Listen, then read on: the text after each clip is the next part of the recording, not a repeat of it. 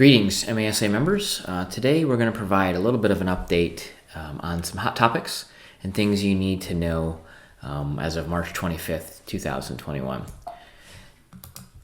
As always, this is information that's presented as an analysis. As of March 25th, 2021, the information is subject to change and it should not be considered legal advice. You should always contact your district legal counsel with any of those types of questions.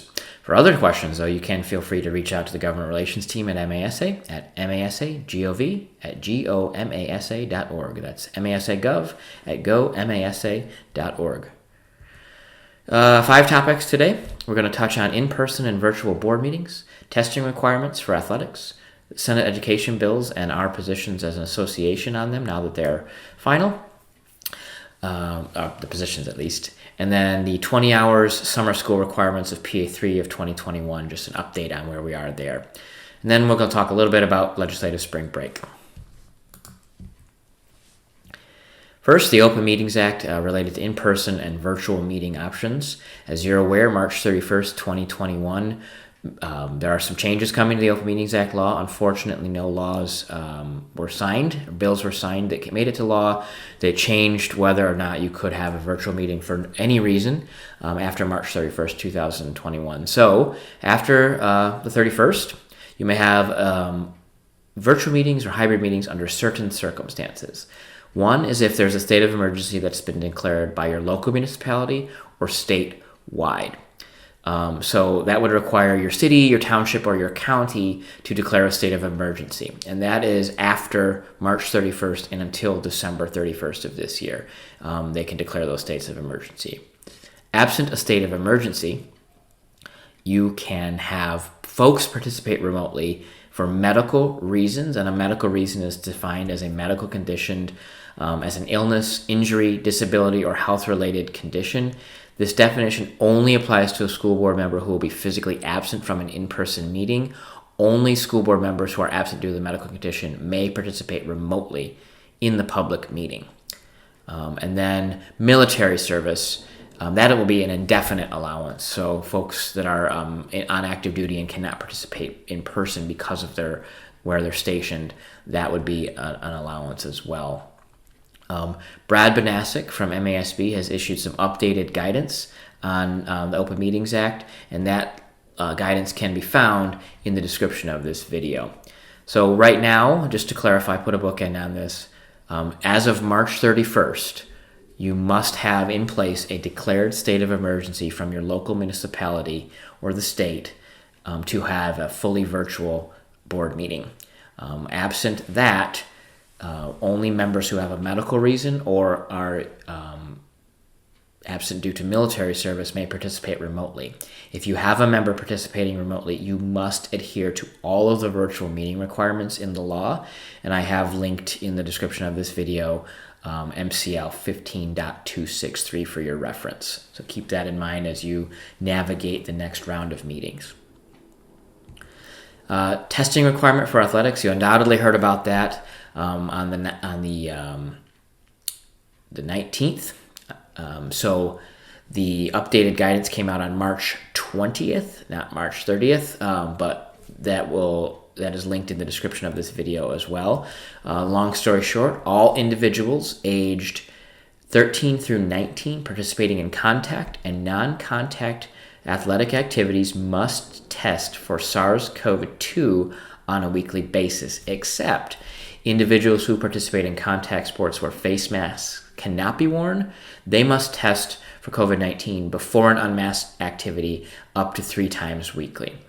Unmasked activities in practice or competition can be performed only with a negative antigen test within the preceding 24 hours or negative RT-PCR tests within the preceding 72 hours of the unmasked practice or play. Continuation of unmasked contact sports may change based on the prevalence and characteristics of virus in the community, examples of rapid spread, positivity, or variant, so keep that in mind. And testing is recommended before any inter-team competition, especially before players come into close contact with other players from outside the local community. And the interim guidance for athletics from 3/20/2021 is linked in the description of this video. Last week, we talked about a package of 11 bills that that was being introduced in the Senate related to education policy. In summary, MASA and MAISA, through our Joint Government Relations and Policy Committee, did review the bills and came up with some positions. We are supportive of some concepts in the legislation and oppose some of the concepts, but overall we cannot lend full support to the package because there are some tie bars in there that link the bills that we would probably support to large pieces of legislation that we just won't support. So that holds us off from being able to be supportive of the bills. They were supposed to pop up this week in hearings. They have not yet, so that means that we're looking at possibly something when they get back from spring break on the 14th. So we're going to work on those now, and we did send out a summary of these position statements, and we'll ask you to contact your lawmakers with that feedback. Real quick, Senate Bills 56, 57, and 260. This deals with educator evaluations. While we do support lowering student growth from 45% to 25%, we would encourage removing the mandate of state data altogether, not just for the 2021 school year. It's important in certain contexts, but not necessarily the most powerful metric to use in educator evaluations is what we've come up with. And we encourage these changes, and we've encouraged them for quite some time. They may be coming too late for this year, as many districts have concluded their evaluations or are in the middle of them. So while we appreciate the work, it hasn't moved quick enough, so we're going to keep working on that. However, with the tie bars, we just can't offer full support right now.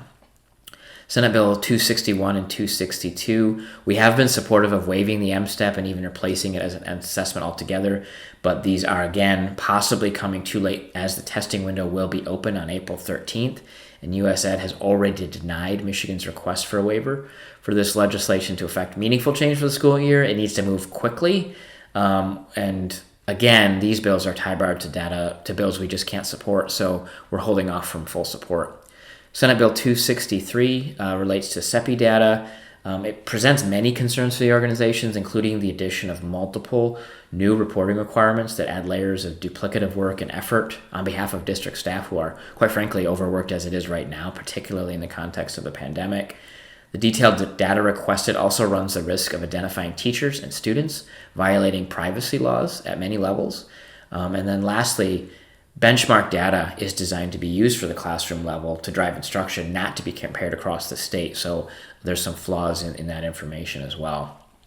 We have an unqualified position of opposition to Senate Bill 263. Senate Bill 264, it creates the Summative Assessment Commission.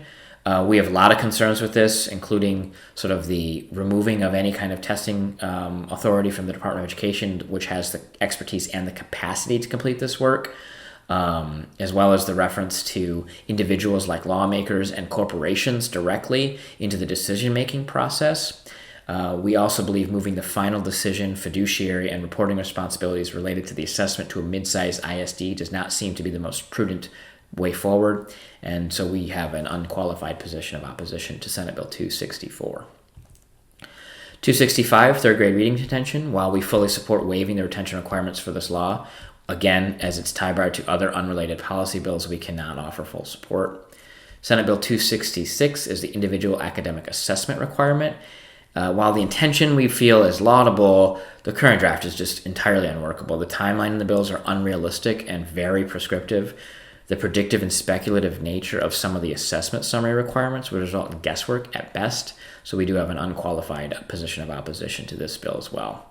Senate Bill 267 relates to substitute teachers being able to teach with as long as they are employees of the district for a certain period of time. We've worked in the past to achieve this policy change to help alleviate the substitute teacher shortage. However, the tie bar makes it impossible for us to offer support for this particular piece of legislation. And then Senate Bill 268 would allow for parents to request, and actually the district required to grant a request for retention of their student for this year.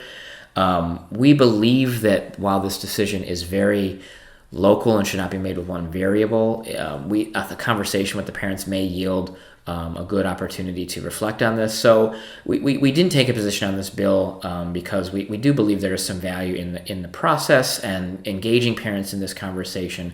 But as long as it's tie barred to 268, we just can't offer support.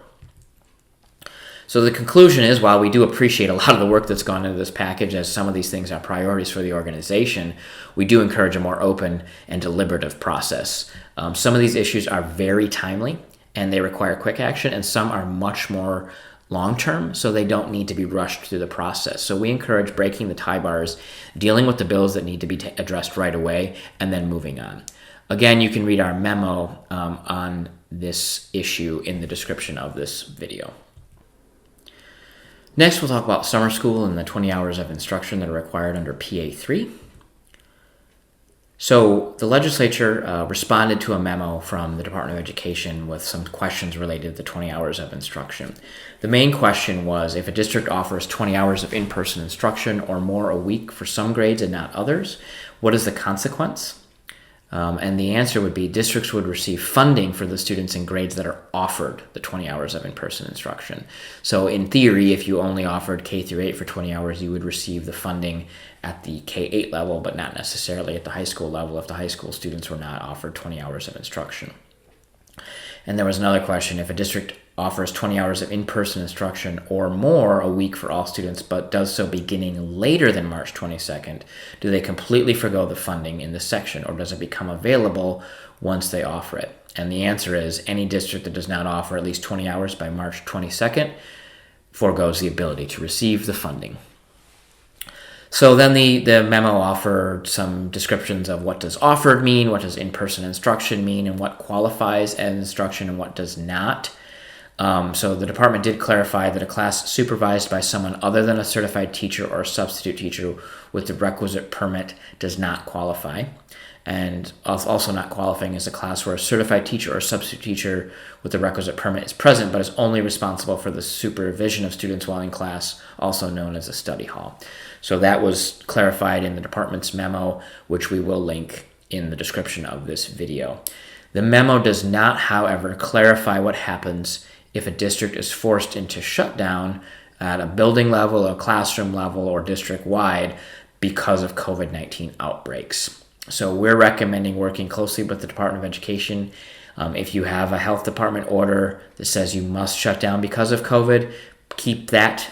You'll probably need that from an audit perspective, but really talk to the MDE about that, as they're the ones that will be administering that program. As far as summer school, we are expecting guidance soon, and we will send that out as soon as it's available. Again, the definition is 8 weeks between June 1st and September 1st, defining weeks as beginning Monday and ending Friday. I've got a lot of different interpretations of this, whether that's 1 day a week for 8 weeks, whether that's 5 days a week for 8 weeks. All it says is for 8 weeks between June 1 and September 1. So again, that's going to be something the department's going to have to help seek clarity on. And as soon as they do, we will send that out. Coming up next is the legislative spring break. That will be from March 29th through April 12th. And session resumes on April 13th. So March 25th is the last day of session in Lansing, and then we will look to see things sprinting towards hopefully getting a budget done. Some of these education policy bills I'm sure will pop up. We have heard, though, that budgets will start moving for the fiscal year 2022 as early as the week of the 12th.